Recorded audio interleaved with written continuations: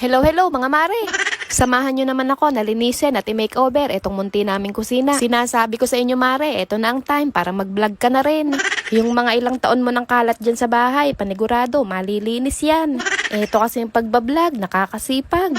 Yung matagal mo nang tinatagong kalat dyan, panigurado, kakalkalin mo yan. Kung hindi ka kasi kikilos, wala kang content. Kaya sisipagin ka talaga nang wala sa oras. Kaganapan pa nga pala ito nung araw ng Martes. At dahil nga sa pinagagawa ko dito, sumakit yung katawan ko. Kaya hindi nga nakapag-upload ang kumare nyo. Ilang araw na kasi na meron akong naaamoy na hindi kaaya-aya dito sa kusina ko. Nangangamoy dayday na walang hugas. Akala ko, sarili ko lang yung naaamoy ko. Pero nakaligo na nga ako't lahat andun pa rin yung amoy. Makita-kita ko nga mga mare, tumapo na pala yung patis dito sa lagayan. Siguradong yung mga alipores ko lang dito, yung may kagagawan yan. Kung hindi ka ba naman maigahan ng dugo?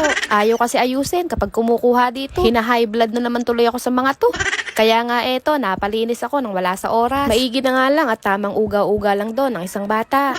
Kaya nakapuslit ako ng paglilinis. Nahugasan ko na nga itong mga lagayan. Kaya nawala na nga yung amoy masangsang. Biruin yung mga mare, ilang araw ko nga hinanap-hanap yung mabahong amoy na yun. Hindi kasi talaga ako mapakali kapag ka merong hindi magandang amoy dito sa bahay ko. Napagbintangan ko pa nga yung sarili ko. Kaya sige todo kuskus ako ng PH Care. Charot. Tapos eto lang pala, kagagaling kasi ng mga kasama ko dito sa bahay. Hindi ko sinasabi na yung asawa ko at yung mga anak ko yun ha. Pero parang gano'n na rin. Tamang linis na rin nga pala ako na itong oven namin. Ang dumi na din kasi. At nilubos-lubos ko na rin nga ang kasipagan ko. Nilinis ko na rin itong filter ng range hood namin. Grabe na din pala ang dumi at kapal ng mantika. Kaya lilinisin ko na rin. Kung hindi nga dahil sa vlog hindi ko pa to dapat lilinisin ngayon. Pero dahil nga vloggeries tayo at kailangan ng content for the linis ang person. For the ligpit-ligpit at for the sipag-sipagan. At itotodo ko na nga mga mare. Pati etong sirang pinto sa ilalim ng lababo namin aayusin ko na rin. For the tuwad-tuwad na naman nga dahil lilinisin ko na rin etong ilalim ng lababo namin. Sinasabi ko sa inyo mga mare, kapag sinipag ako lahat ng sungot-sungot malilinis ko. At eto nga mga mare ang sinasabi ko sa inyo kung bakit sumakit yung katawan ko. For the screw-screw kasi ng malala ang person. Kaya kinabukasan, ayun, masakit ang balikat at likod ng kumare nyo. Pinalitan ko nga kasi ng handle etong mga cabinet ko. Kulay gold nga ang ipapalit ko ngayon para achieve na talaga ang pagiging aesthetic.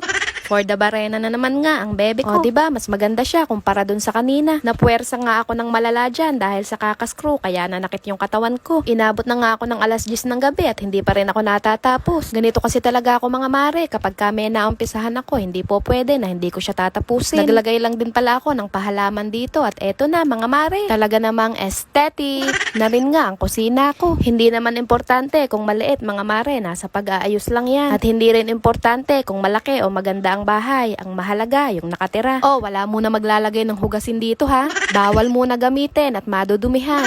At bago matapos etong vlog ko, shoutout nga pala sa mga kumare ko. Shoutout Ma'am Tess Anciano Bencito, Dabalosos, Shania Ayla Gabriel, Ma'am She Grace and Family Vlogs, Mama Jasmine and Family, Julian Feliciano Dili, Our Life with Lalea, Mami Chriselle and Family, Santa Colibao Solana Ornopia, at kay Ate Shira Vlog. Paki-follow na rin po sana etong mga kumare ko. Maraming salamat sa inyong panonood. Babu!